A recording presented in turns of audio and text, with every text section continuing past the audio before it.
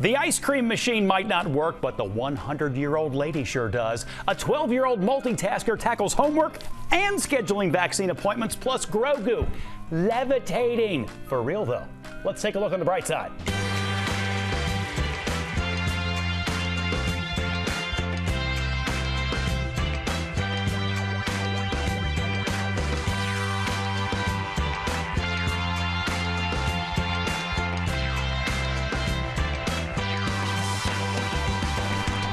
Hello, my friends, and welcome to the bright side. I'm your host, Bob Herzog, and as it stands right now, I have not watched the final episode of WandaVision, and that desire is winning the battle for my full focus. Was it really Agatha all along? Is Double Vision just some song by Foreigner? Also, can I get some Pietro closure, please? I mean, like, what is that? What's happening there? But this is important too. We are here for a reason. You are here for a reason, to make the world just a little bit brighter. And a lot of you did that last week by not only watching, but sharing our last episode. It was, in fact, our most shared episode ever on the Facebooks. And that is how we grow this deal, everybody. Share it, share it, share it. Now, this share actually comes from a couple of episodes ago, but I just recently stumbled upon it and had to give a shout out. The Friends of Little Sisters of the Poor Cincinnati shared an episode and wrote, "We love playing the bright side with Bob Herzog every week on our own LSP morning show for the residents. Brings our residents and all of us a little bright and light feeling during this difficult year." And then to top it off, they included a picture of the bright side on their big screen. Thank you so much, Friends of Little Sisters of the Poor Cincinnati, not just for the share, but so much more importantly for what you do. Please be well, everybody. And I also want to give a quick shout out to Sonia, who followed the bright side with Bob Herzog on Facebook, clicked that review tab, and wrote this: "During a time in which doom scrolling social media seems to be more prevalent than ever, it's nice to find a safe place full of positivity and light to escape." Sonia goes on to say, "The bright side with Bob Herzog is my happy place every Friday. Bob's genuine desire to uplift the spirits of his audience is apparent in everything he does." Sonia, that is so kind of you. Thank you. And maybe one day I'll start using a new makeup brush. See, Sonia worries that I'm going to give myself some kind of flesh-melting cooties because I've been bronzing with the same brush for more years than I can remember, with a brush, frankly, that I don't even think is mine. But worry not, Sonia. Let us instead focus on your favorite segment of the bright side. Let's bring on the Beasties, y'all.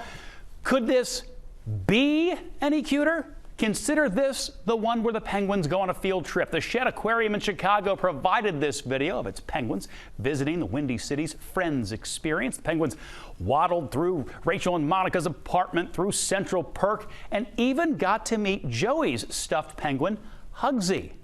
Now, let's pivot to an otter pup. Pivot! Pivot! Take a look at this North American river otter pup at the Brookfield Zoo, also coincidentally near Chicago. The Chicago Zoological Society provided this video. Staff are now feeding, look at him, feeding the 1-month-old male pup after his mom just wasn't able to provide the nourishment that he needed. I want to touch him.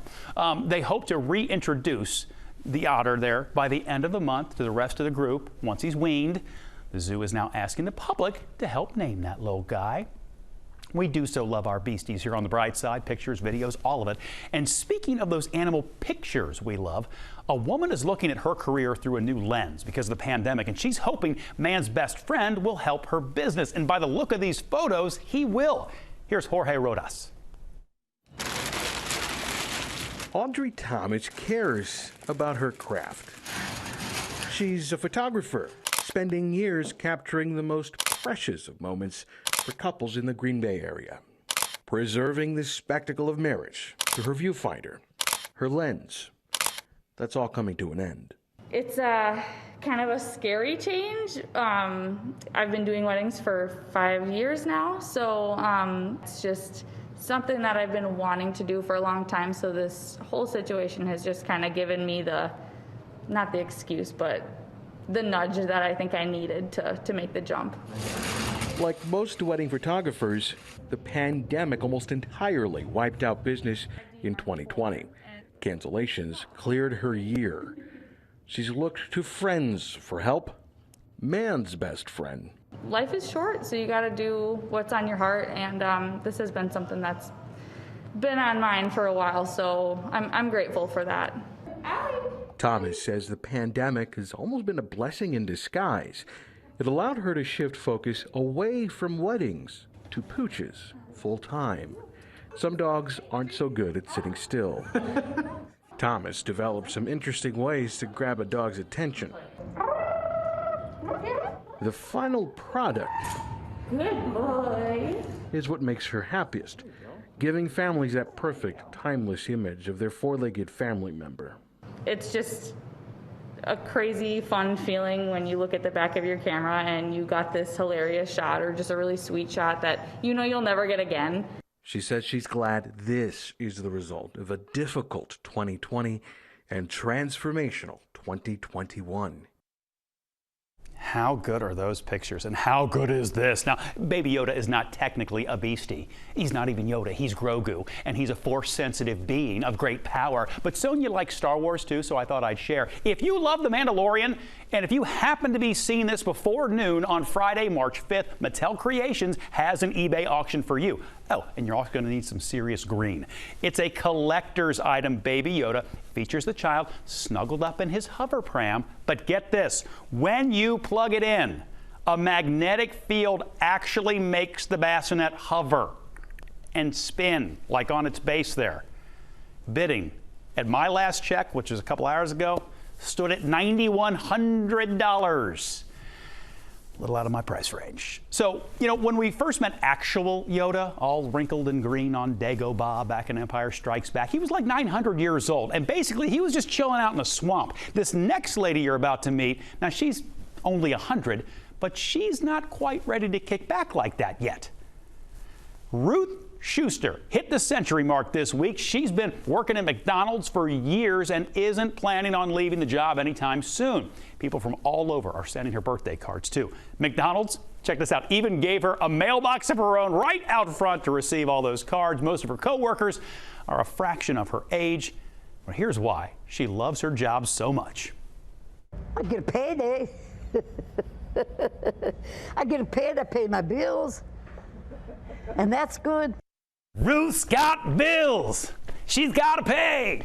So she's going to work 3 days a week, actually. And Ruth spends her off days ballroom dancing. Not to be outdone, a crossing guard who just turned 94 years old is slowing down traffic, but not her job either. In the middle, I let them out. Then I stop this traffic, I stop this, and let the school traffic out. Simple. Estella Williams is the oldest crossing guard in South Carolina and one of the oldest in the U.S. Now, this started as a temporary gig for Estella 25 years ago. Now she plans on holding that stop sign for a little while longer. Maybe I'll give it another year or so. Just treat everybody right. That's my motto. Now get this, on top of her school kids, Estella Williams has 18 children. 18. Now, this next fella, he is a spring chicken, relatively speaking. He's only 78, but even at that young age, his wisdom is profound, especially when it comes to backyard luge creation. 78-year-old Paul Swanstrom has spent decades perfecting his wintertime backyard luge in a Minneapolis suburb. It began in the 70s when the former science teacher decided to create a snow slide for his son. See, he gathers up snow from his street and his driveway, and then he piles it all up, smooths it all out from his front yard to the backyard, about 200 feet. Mostly it's trial and error. It takes me at least about 40 hours before I can go down it the first time even. There are 4 different banking turns, some as high as 4 feet. Paul uses his own homemade tools to keep the runway clear. Just watch out for that tree near the end. And always a teacher, by the way. Paul even takes time to educate on form and technique. Now, I have no idea if any of the people we just talked about have gotten their COVID-19 vaccine or if any of them have had any trouble scheduling an appointment, but you've got to meet this next kid. He's 12, and he's made it his mission to help as many folks who might be a little older, maybe a little less tech savvy, get scheduled for their shot. Eric Feldman has this one. Sam Kirsch clicks for hours a day. He's not playing video games. Say vaccine. At least right now. He's saving lives. So there I go. I just got a April 13th one. It started when Sam watched his dad get his grandparents the slot for their COVID-19 shot, and they thought, there's a lot of elders that can't really get appointments that well because they're not very good with technology. So Sam reached out to his neighbor, Gita. This is my workstation. A fighter by nature, a Holocaust survivor, now trying to beat cancer. I needed to get the vaccine before the end of January so I could start getting my chemo. She couldn't get an appointment, so Sam took down her information. Hit refresh until a time popped up, and Gita got her vaccine in January. I don't even know how he does it, exactly. She told 30 of her friends. Because none of them knew how to go through the system with the government. So Sam created a website. Seniors fill out a brief form, and Sam hits refresh. One side of my screen is doing my homework, and the second side of my screen is just like getting appointments. In about a month, Sam has guided 1,000 New Yorkers to their vaccine. Yeah, it's a pretty amazing thing. For a vaccine that is still being tested on kids his age, Sam is changing lives. And now they can kind of get their life like back to normal, and they get to see their grandchildren. 1,000 grateful New Yorkers. I still get phone calls thanking me that I had a shot because Sam helped them. And as long as there's a need, Sam will be clicking. And then there will be time for more video games.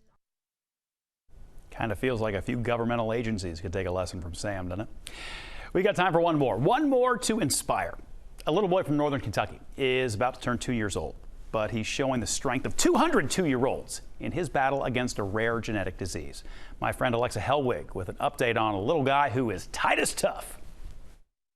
It's this infectious smile that keeps Thomas and Charlotte Barrett Weber Titus tough. Their son was diagnosed at birth with a rare disease called Hurler syndrome. It is considered a terminal diagnosis. There is no cure. The best treatment option is a bone marrow transplant. Titus had it when he was just a few months old. We first met him at Children's Hospital during his recovery. It's been awesome just to look back and see a year ago he was barely crawling, and now he's literally running, so it's awesome. The family from southern Kentucky doesn't have to travel to Cincinnati much anymore. Titus's mom says they follow up with his doctors at Children's about every 6 months. His therapists are all just blown away at the progress that he's made just since being home. I think just being hospitalized for a long time was really hard on him developmentally to actually grow and do these things that normal toddlers are doing. Titus's mom says he's barely had any complications. The coronavirus pandemic, however, has been isolating. Titus is more at risk. There's a lot of respiratory things involved with hurlers, and we don't really know how COVID will affect these kids. Come on. They still find ways to get him outdoors. He loves the snow, loves the water, animals. He's all boy. A boy with a whole lot of strength.